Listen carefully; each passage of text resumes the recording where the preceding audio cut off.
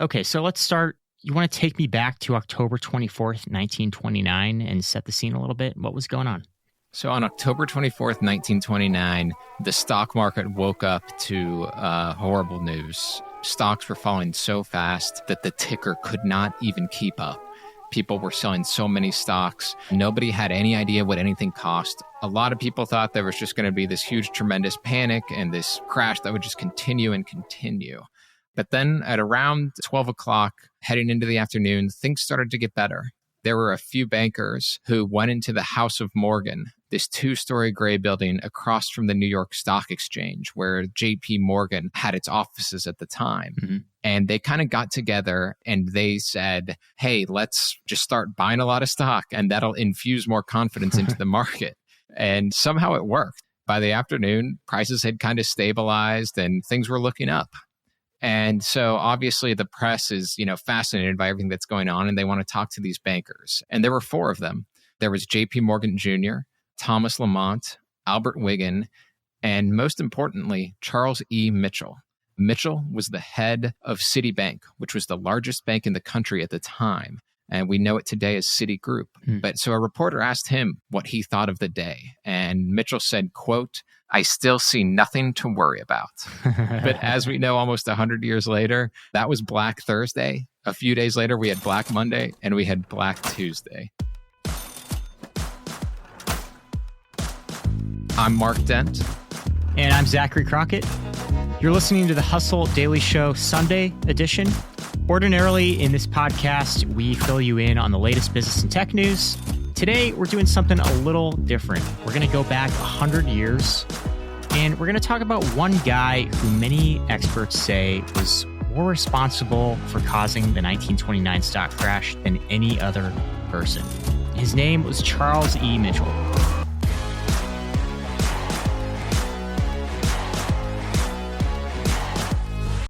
Before we get into today's show, let me tell you about HubSpot. If you're hustling in the trenches to build a business or bootstrapping one of your own, let's talk about an AI-powered tool that can lighten up your workload a bit. HubSpot's Campaign Assistant is a game changer for creating marketing campaigns at scale. It quickly turns your key selling points into a cohesive pitch, which helps you deliver knockout emails, ads, and landing pages in minutes. So let Campaign Assistant take care of the campaigns so you can get back to growing your business.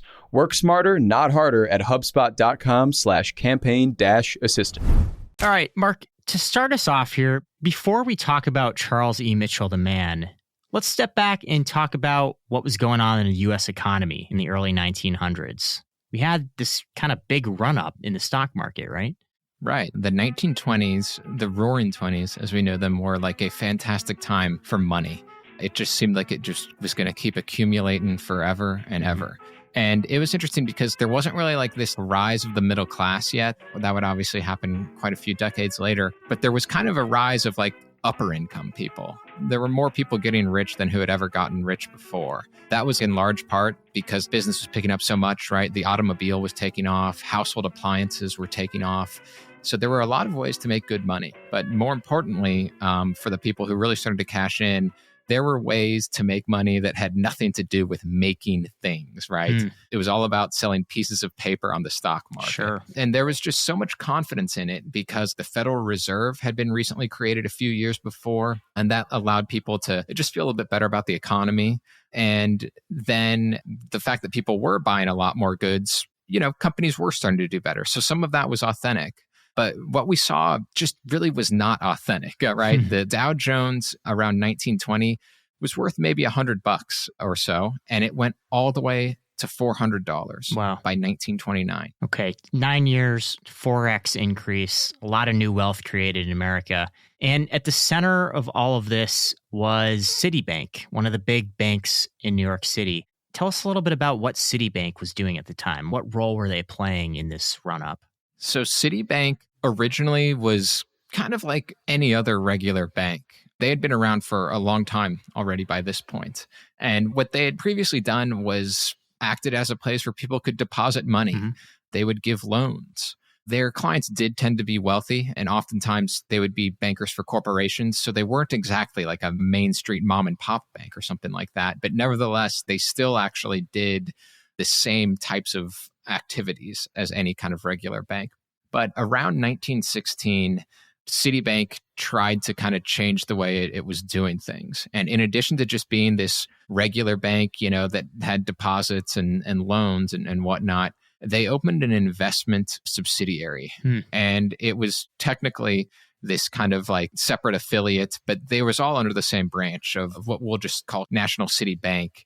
And so now it was this kind of like two-headed monster, if you will. There was like the traditional bank part, and then there was the part that wanted to sell securities. They wanted to sell stocks and bonds. They would make money. They'd take a cut when they sold somebody a stock or a bond. And so therefore they had a lot of incentive to sell those things. All right. So here's where our guy comes in. Charles E. Mitchel. How is he involved at Citi? So Mitchel was the guy who was hired to lead that investment affiliate.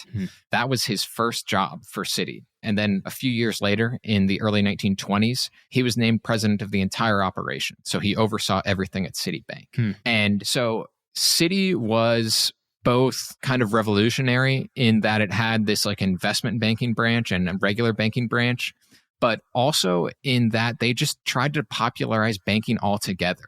Before Mitchel came along, people saw banks as these like really scary places, Sure. We've probably seen them in like old movies, like where someone goes in and they get denied for a loan by some, mean guy in a suit, right? With a handlebar mustache or something. That's exactly what banks were like. Yeah. But Mitchel didn't want them to be like that. He started to open a lot more branches, at least 69 branches in 58 cities in the 1920s. And he would like advertise in magazines, on billboards, and he'd have salesmen go off onto train stations and into churches to get people to be clients of his bank. And they wanted to make it, as one reporter noted at the time, it seemed like a department store where they almost catered to these customers and made them feel good. So this strategy really paid off for Citi. In the 1920s, they sold $20 billion worth of securities.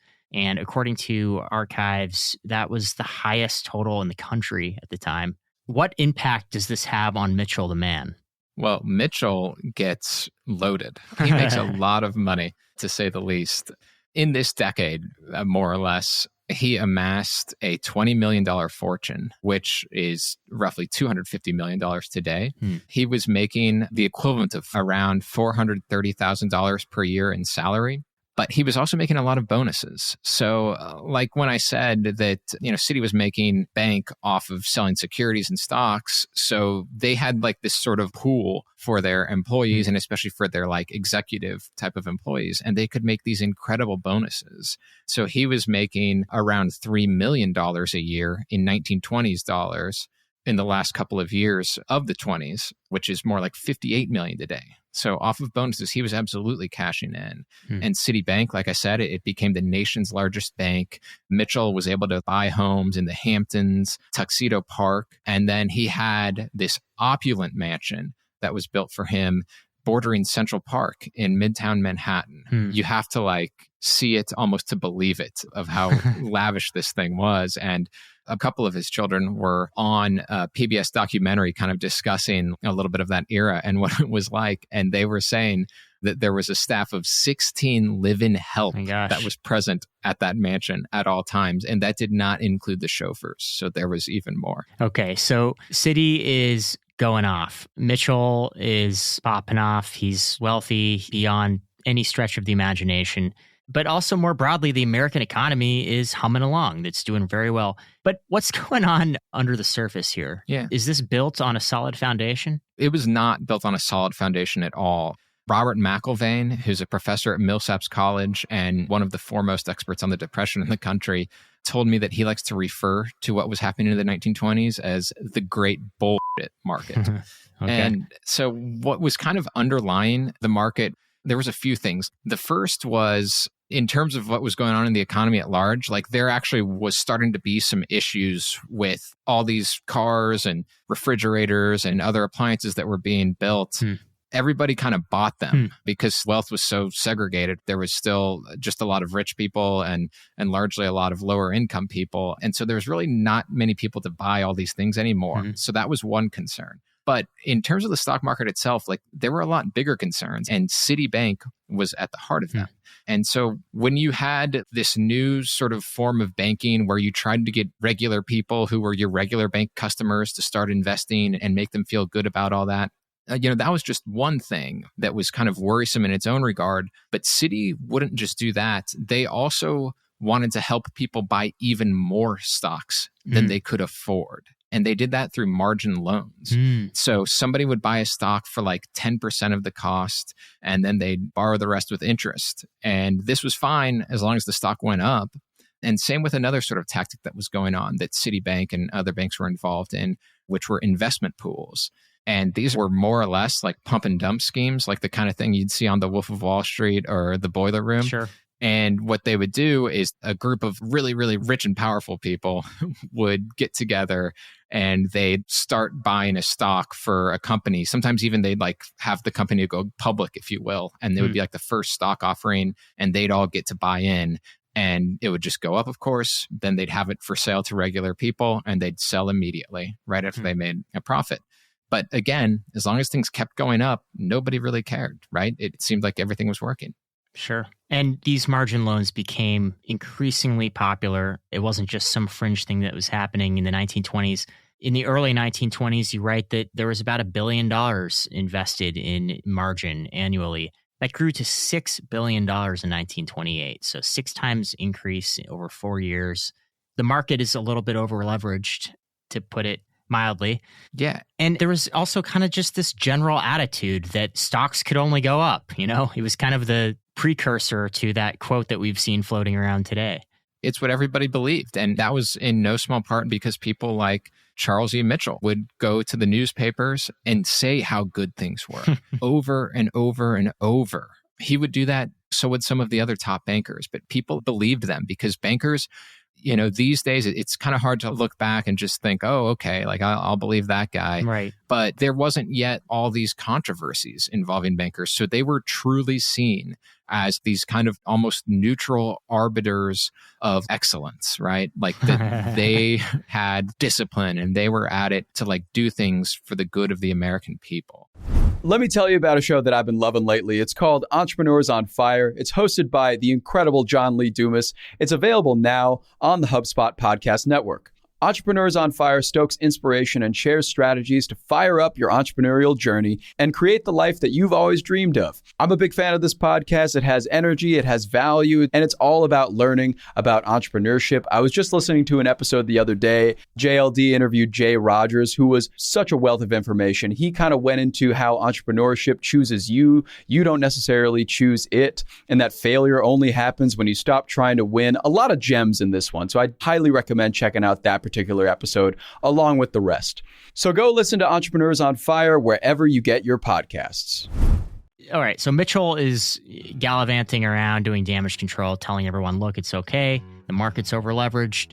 What happens from there? Well, what happened were those historic days that we know about. Black Thursday, Black Monday, Black Tuesday. It was just kind of where, for months really, things had been kind of teetering back and forth. And this is where Mitchel's involvement gets really, really into the thick of it. In the spring, the Federal Reserve had been trying to tamp down on some of this hysteria and margin loans and things like that. But when they started to do that, that's when stocks started to drop. And so then Mitchel announced that he would provide $25 million to shore up the margin loans market so people could keep borrowing. And so that's what people did. They just kept borrowing and borrowing. And then by late October, it was just kind of like when those stocks started falling on that Thursday morning of Black Thursday, it leads to this cascade. If stocks go down, then a margin call has to get made. If a margin call has to get made, somebody has to sell because that's the only way they can pay back their loan. So then other people sell because they see those people selling. And it just happened over and over and over. And it stung more like average investors for the first couple of days. But then by the next week, it was really just stinging everybody. Even the big cats lost. People like Mitchel, like they lost big money. Right. And once the fat cats start losing money, people start paying attention. Yes. What kind of losses are we talking about?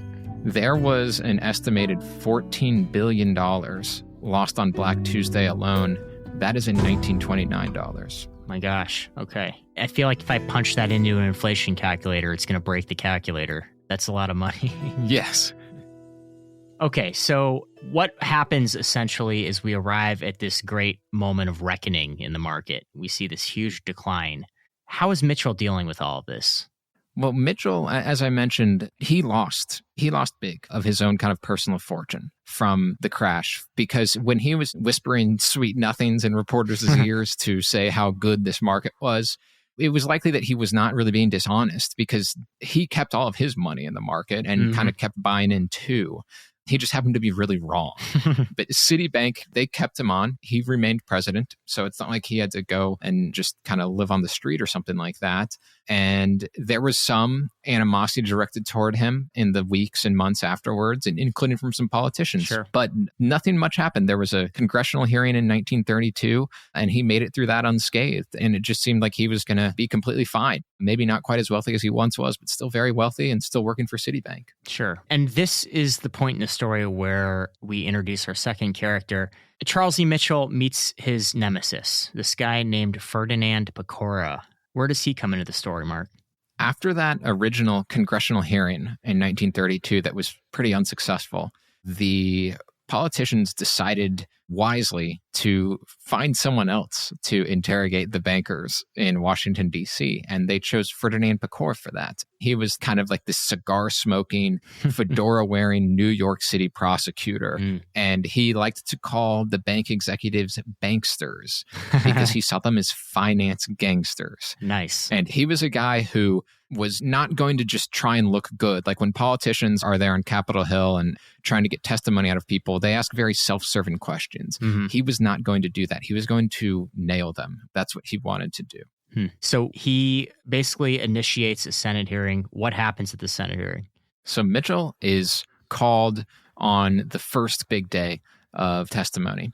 And Pecora had kind of had some conversations with him beforehand. He'd done a lot of research on Citibank.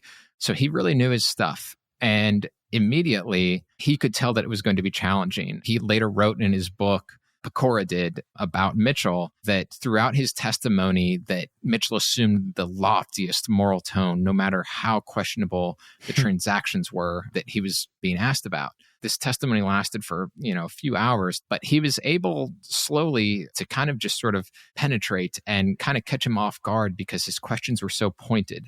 And what happened was he got Mitchell to admit that Citibank was engaged in a practice that it, quote, should not be doing regarding this one sort of stock pool, aka those things that are similar to pump and dump schemes. Sure. And then he also just got Mitchell to really explain the regular business practice of Citi, which, as we were talking about earlier, they had opened this new investment affiliate, and then they had their regular kind of banking affiliate. So they kind of married the two together, even though they were supposed to be these separate entities. So customers who would just go into their regular bank would be kind of persuaded to buy stocks. And that was just kind of the way that Citi made a lot of money and also got people to be involved in these kind of risky gambles.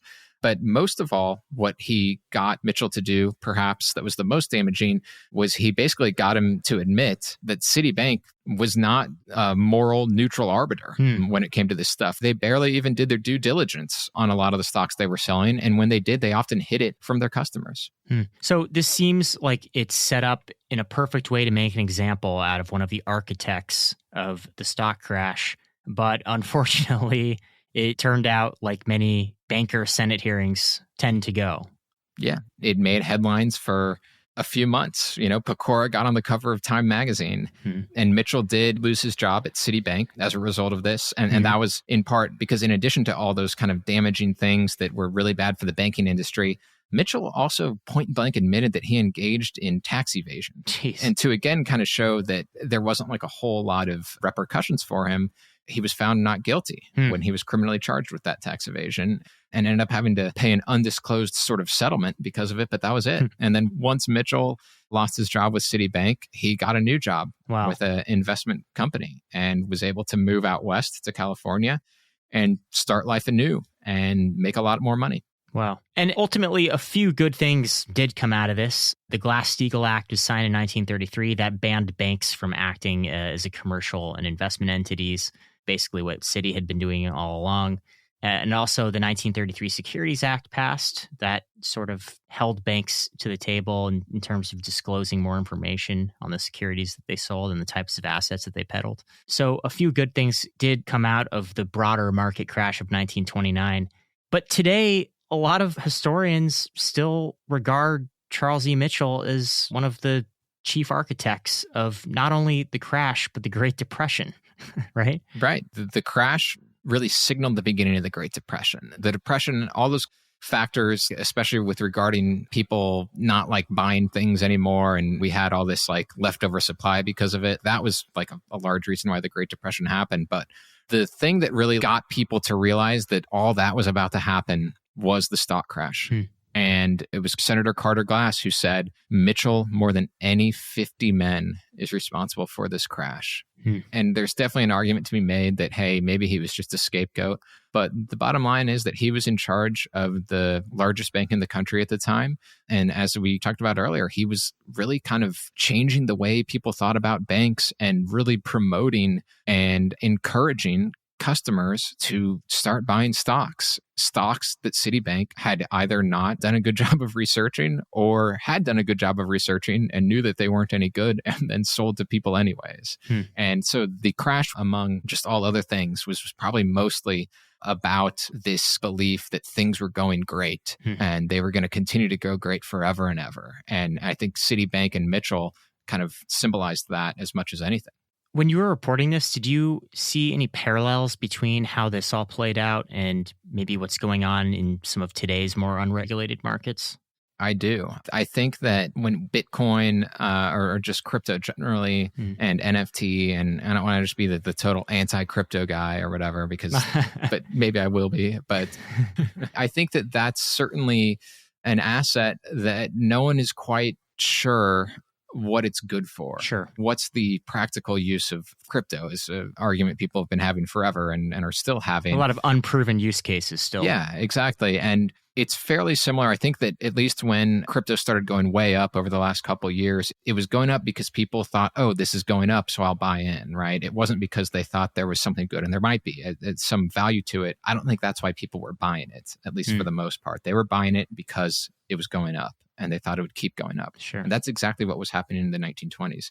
People didn't think that these stocks were great companies or these stewards of excellence or something like that. They bought the stocks because they thought, okay, this is going to go up $20 and I'll sell it and make more money. Sure. And so I think that there's very much a parallel there. Well, somewhere out there may be a Charles Mitchel of the crypto world. We'll have to wait and see.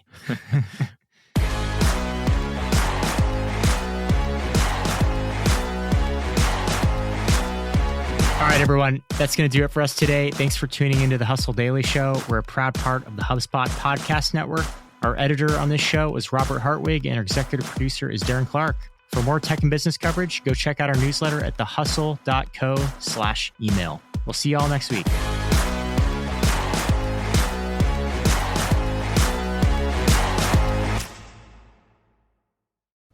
Hey guys, if you listen to the Hustle Daily Show on Google Podcasts, we want to let you know that the option will no longer be available pretty soon. Google is sunsetting its podcast app sometime in early 2024 in favor of YouTube Music, and we want to give you a heads up before it's too late, since that time's almost here. The Hustle Daily Show is available everywhere and anywhere that you listen to podcasts, like Apple Podcasts and Spotify. If you're using YouTube Music, we are there as well. If you're an Android fan, there are plenty of apps like Overcast, Pocket Casts, Player FM, and more. So just search for us wherever you decide to listen to your favorite podcasts.